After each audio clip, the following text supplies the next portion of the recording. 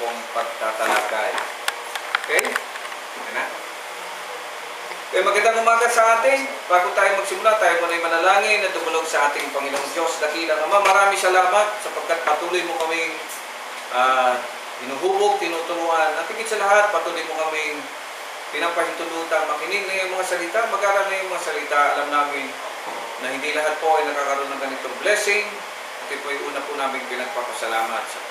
Una sa buhay at kalakasang pinagkaloob mo, sa oras, Lord, at sa pag-ingat mo sa amin sa panganib, lalo higit sa nakaraang bagyo, Lord, na natili po kaming ligtas at na ngayon ay naglilibot sa iyo. Gabayan po ninyo kami sa aming pag-aaral na ito.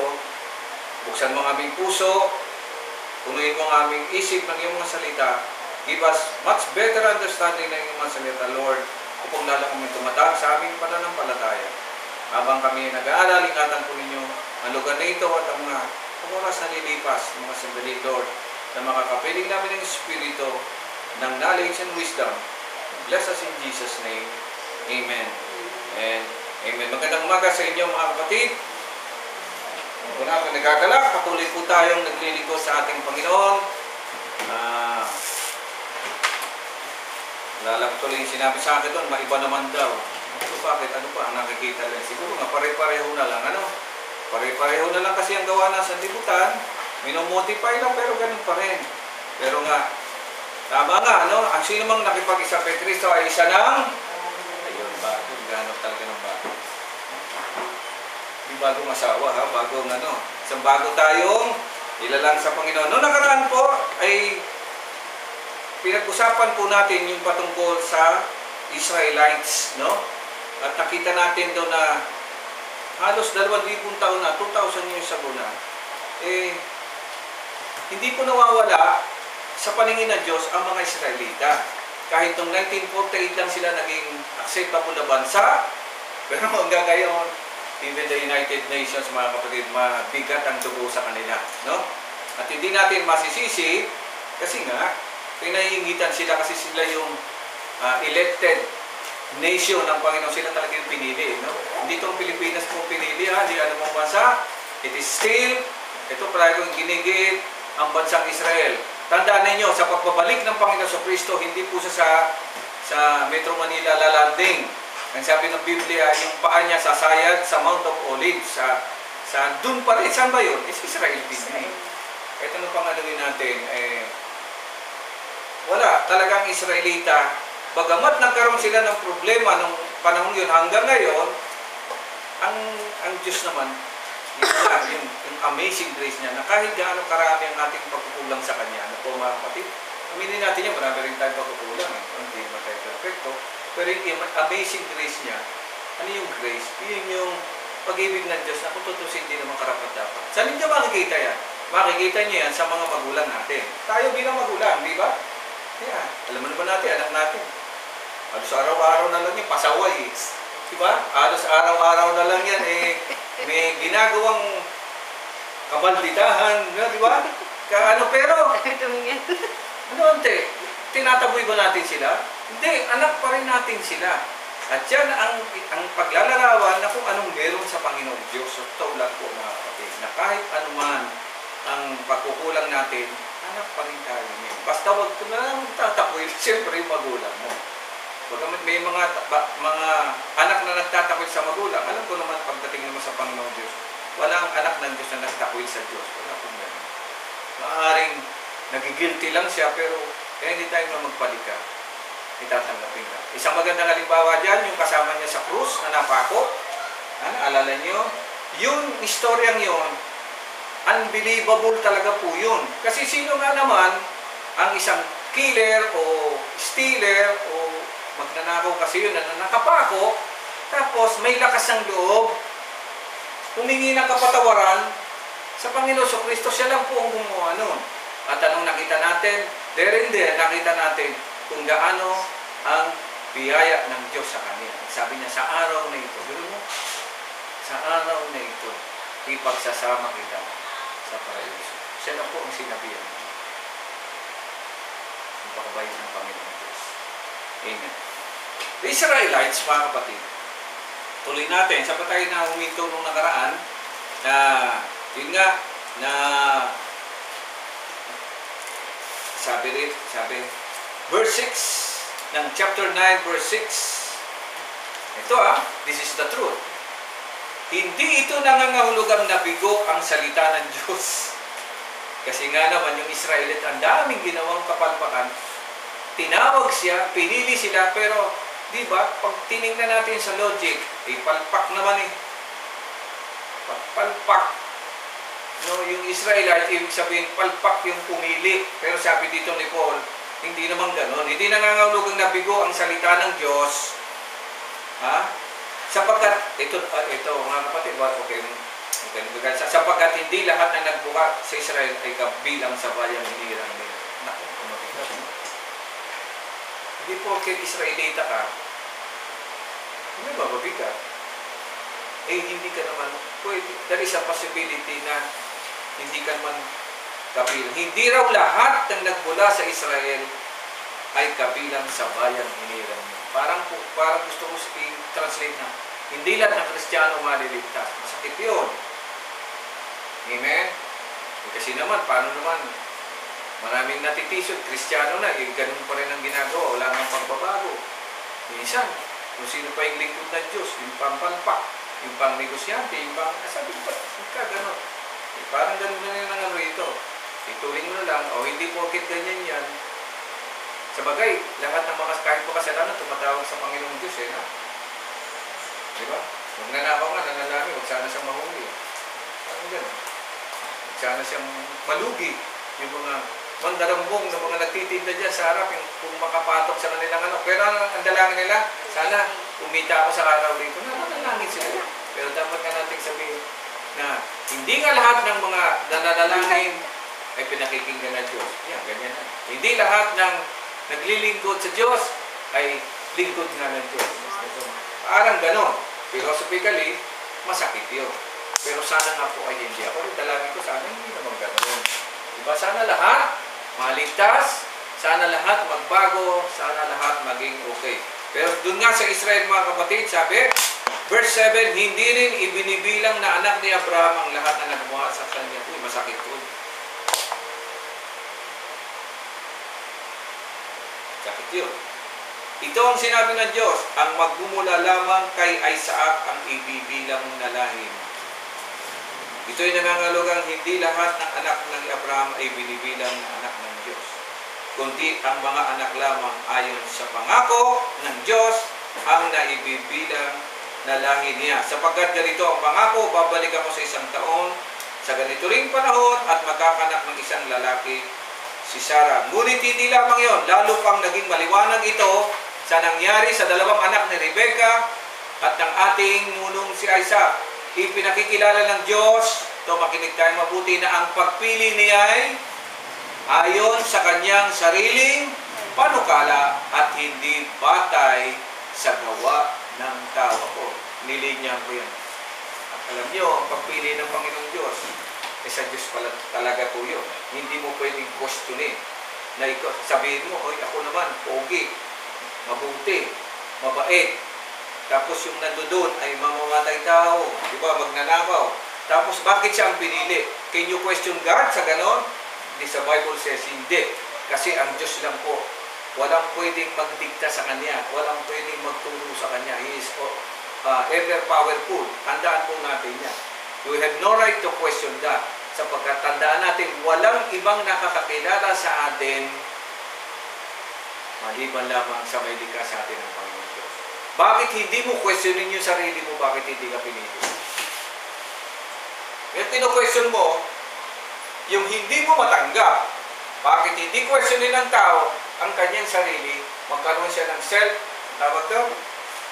Reflection. Reflection. Bakit ako?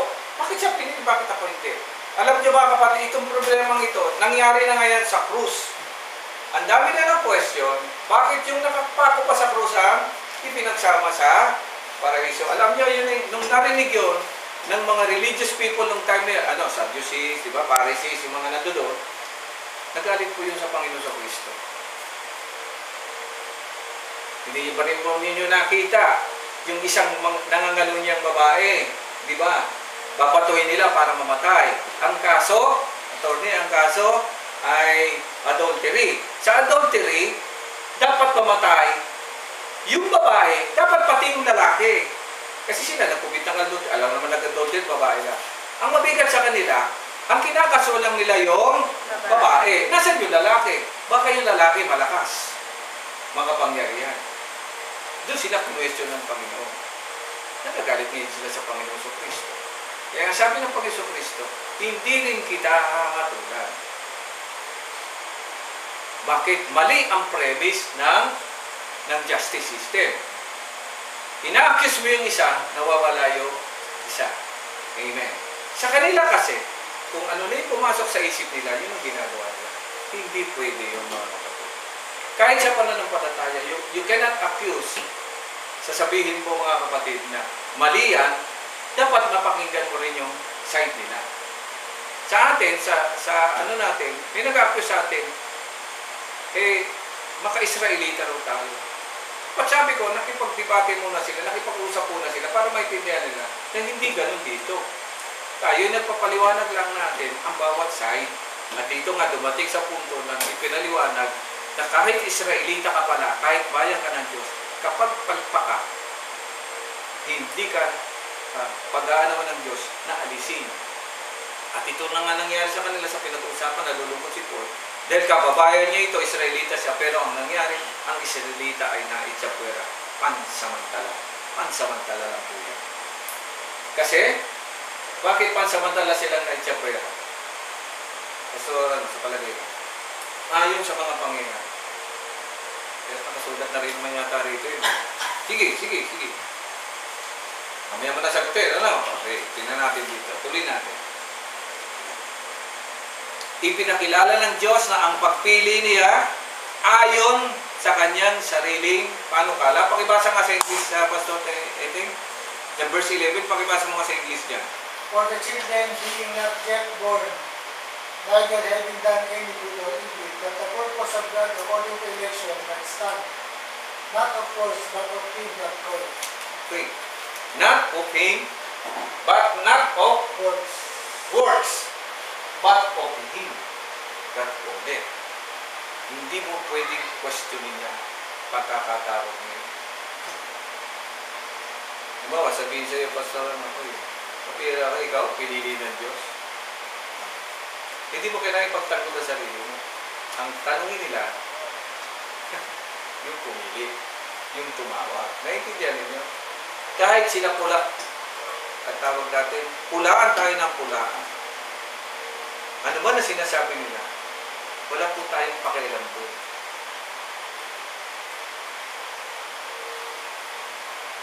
Kasi hindi naman tayo ang may kagagawan nitong nangyayari sa atin.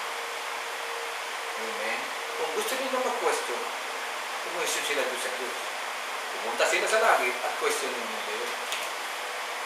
Hindi mo kailangan ipagtanggol ang sarili mo. Tuloy natin, ha?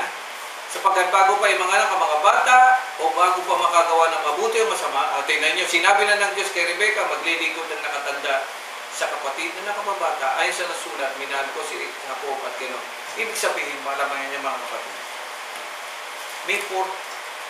Ito ang mahirap intindihin. Wala sa ating nakakaalam kung ano ang plano niya sa atin. Sabi nga rito, bago pa yung mga bata ipanganak, pabiruin niyo yun, meron na silang landas na tutunguhin. Bago pa sila makaalam na mabuti o masama, may nakatakda na sa kanila. Ano nakatakda? Yung daw panganay ang maglilingkod sa Panginoon. Hindi pa nga pinapanganak eh. Pero that's a good warning mga kapatid. No? Na ang buhay natin nasa kamay ng Panginoon Diyos. Kaya nga, ayon sa mga malalalim na theology mga kapatid, ang bawat isa sa atin ay espiritu sa kaharian ng Diyos na nag-aantay ng pagbaba sa lupang ito.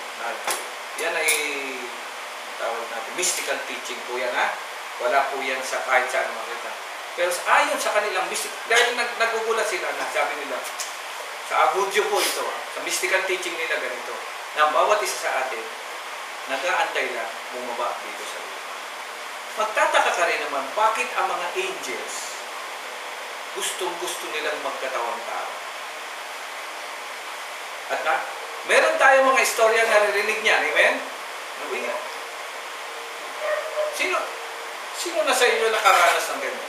Ante, naranasan niyo ba? Na parang yung kausap niyo kakaiba. Parang hindi sa tao. Parang tapos bigla na lang mawawala. Di ba may mga ganyan istorya? Hindi, ang milyon sasabihin. Marami nagpatotoo niyan. Madidisgrasya na lang ang bata, bigla may haplo. O sino yun? Sabi ganun. Pag tinanong mo yung bata, mayroong mama sa akin na gano'n. Ay, nasa na. Kaya sabi tuloy na iba, di, anghel yun. Parang gano'n ang ano nila. At ayon sa mga mystical teaching, even the angel, gusto-gusto talaga nilang bababa rin sa mga. At ang sabi ng Biblia, mga kapatid, mababasa niyo sa aklat ng Hebreo din yan, na inggit ang mga anghel sa tao. Kasi tayo lang po ang tanging hinubog ng Diyos sa kanyang kamay na binigyan ng buhay at katawan. Ang angels po, wala. Mababasa sa aklat ng Hebreo, sabi, kanino daw sa mga anghel ang sinabi, ikaw ang magiging anak ko? Wala po. Sino rin sa mga anghel ang sinabi ng Diyos daw na magkatawang tao? Wala po.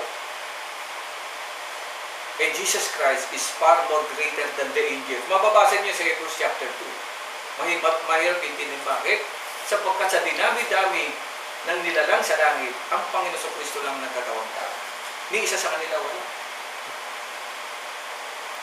Pero mayroong mga sa Bible na nakita ni Abraham, like for example, si Saint Raphael, nakita niya.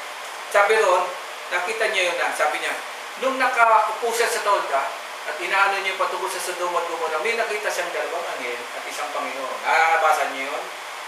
Sabi nung, ang Panginoon doon, parang inaano niya si Jesus Christ at yung dalawang anghel na kasama niya.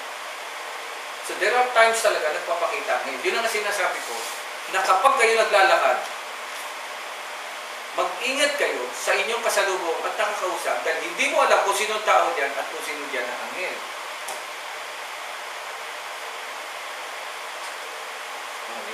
You want to see an angel, Iona? Bakit ang mga bata ang nakakakita niya? Pure pa sila. Yan. Pure pa yung mind, yung heart, yung thoughts. Bakit ang mga matatanda, wala na tayong ibang sinabi, pag tayo nang agabyado, mga demonyo kayo, lumayas kayo. Sa asawa mong pag demonyo ka, lumayas ka, rito wala ka nang ginawa. Bakit po? Sabi ko, pinagata naman ako ng love. Bakit mga demonyo nakikita? Pero pagdating sa mga bata, nakikita yung mga anghel, ito niya makikita. May mga sekreto.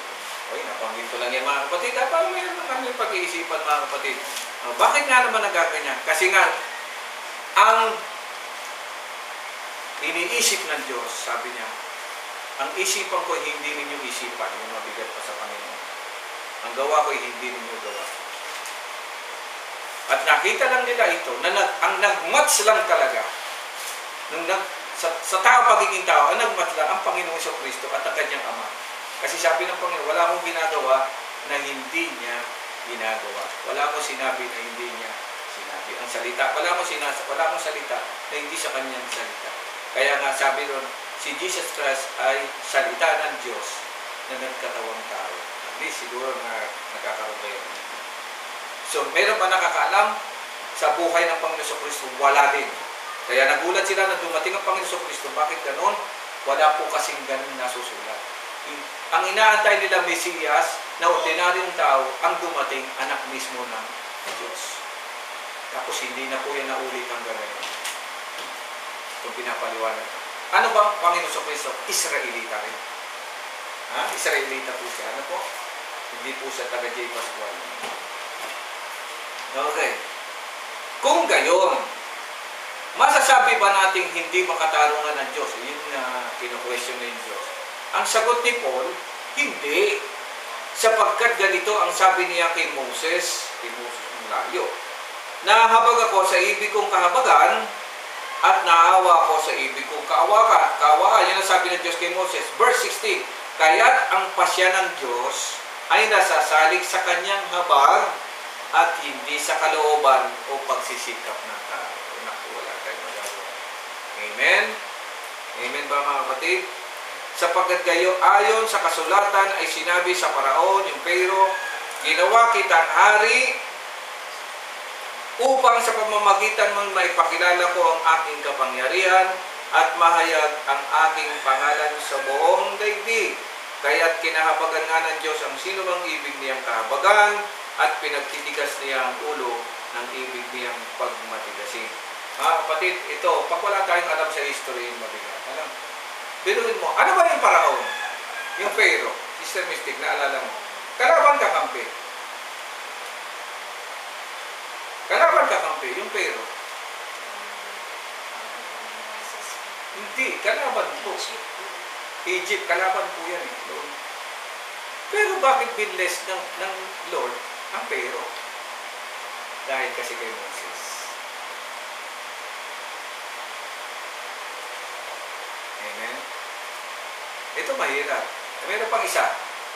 Yung Iran, yung Persia sa ngayon. Kalaban yan din ng Israelites, sinakop sila. Pero bakit pinagpala ng Diyos ang Persian king? Kalaban yun pag pinagpala. Kasi siya ang gagamitin para makabalik ang Israel sa lupa. Sa madaling salita, Tony, pag-aralan mo mabuti, kung titignan mo, it's against the basic rule. Diba? Dapat pagkalaban mo, galit kayo. Ano yun yan? Diba? Ganon. Pagkakampi mo, kakampi mo. Dito, baliktad. Bakit? Ang sabi kasi, sabi ng Diyos, gusto kong kahabagan. May magagawa kayo. Paano mo nalaman na kinabagan siya? As history at time lumipas. Amen ba mga kapatid? At yun ang gusto kong ibukas ninyong isip. Wala sa kamay natin ang pagtakbo ng panahon. Because bago matupad ang lahat ng ito, ante, makinig kayo mabuti. It took them hundreds of years.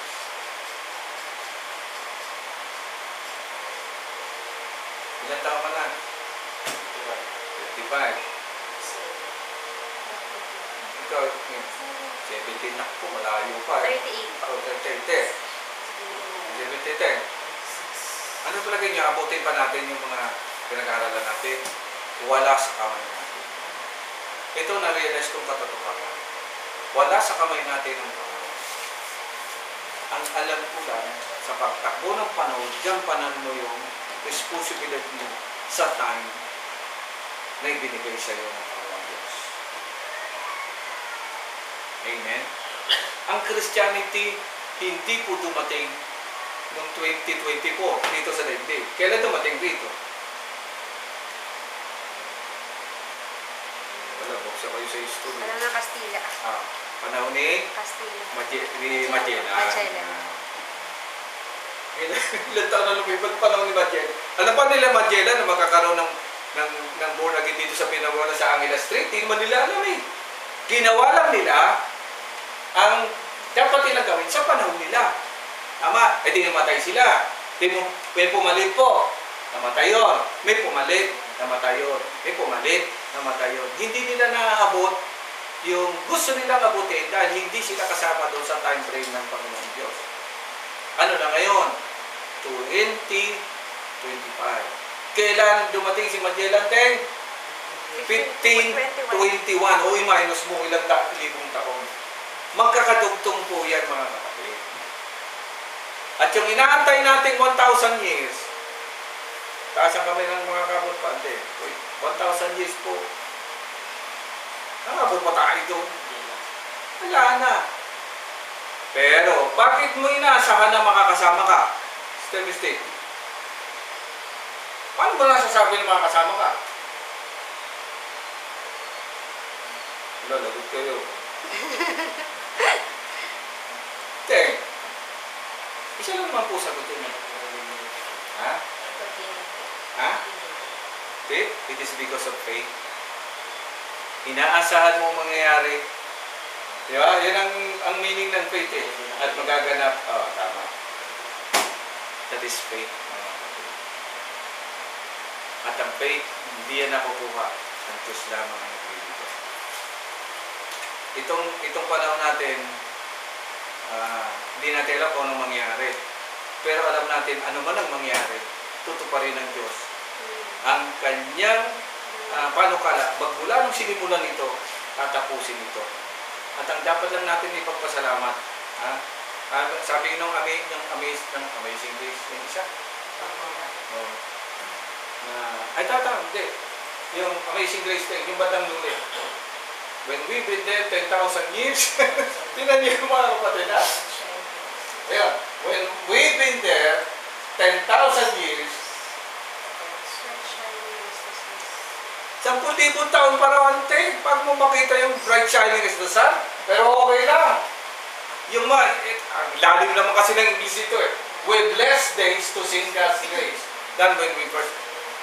Amen? Ang maganda naman, nagsimula ka na, at least pabawas ng pabawas.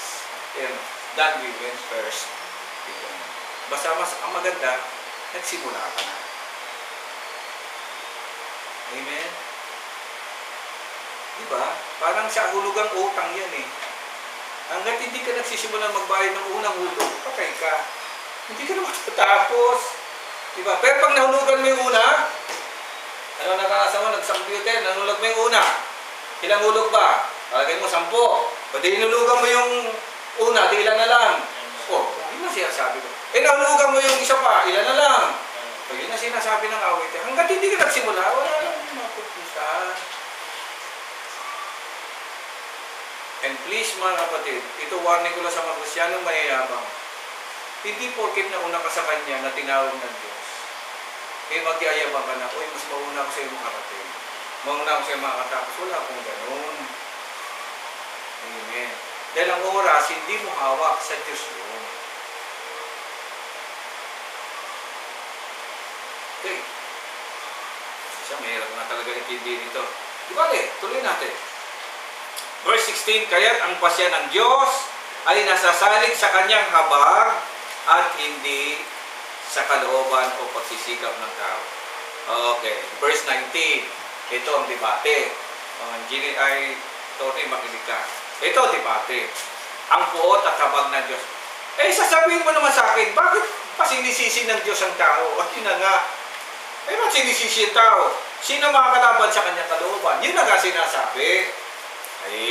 Lalangin pa tayo ng Diyos, siya rin pala masusunod. Yona, you like to say that to your mom? Mom, I'm your daughter. I like chocolate. You don't like to give me chocolate? Ano palagay mo, sister? Gusto niya chocolate. Kaya ayaw mo siyang bigyan. May magagawa ba siya? Hindi na kasi nasa ito. At saka naman nakarinig na. Pero may nagsasabi yata. Sana hindi na lang kayo naging ina ko, di ba? Magulang ko. Masama pa talaga yun. Walang karapatan ang mga anak na sabihin nyo sa magulang dahil nanggaling ka lang dun eh. Tapos sasabihin mo sana hindi na lang ikaw naging nanay ko. Sana hindi na lang ikaw ang tatay ko. Sinabi mo ba yung kay Chaya Mami mo? Okay? Parang gusto mo sabihin na. Di ba? Pag nakagalit ka na sa magulang mo, di ba? Noon, ganon. Kaya nga, ganon din ang debate dito ni Paul. Bakit? Pwede ba sabihin ng tao, Diyos pala siya. Bakit may nangyari sa amin kami sinisisi. Sabi rito, sino makakalaban sa kanyang kalooban? Diyos pala siya may makakakontra pa. Yun na nga, wala nang pwedeng kukontra sa Diyos. Bakit ayaw mong pasakop? Ngunit ikaw na tao, sino ka? Sabi ganun. Ayun na nga, mabigat Sino ka kung upang sumagot ng ganun sa Diyos? Masasabi ba ng tao sa lumikha? Yan ang mabigat. Bakit mo ko ginawang ganito? Diba marami nag-i-emote ng ganyan? Napakalupit ng Diyos. Di ako ginawang pogi. Di ako ginawang maganda. Ito palagi siguro pare-pareho tayo ng nilolob nito. Bakit kami hindi mayaman? Yung sinila. Ano palagay mo, Mr. Mr. Inggit ka kay Sino gusto mong mayaman na kay Go Kong Wei, tsaka si Henry C. No, napakapalad ng anak nila yung kasi pinanganak sila, mayaman na. Kasi uupo kasi siyang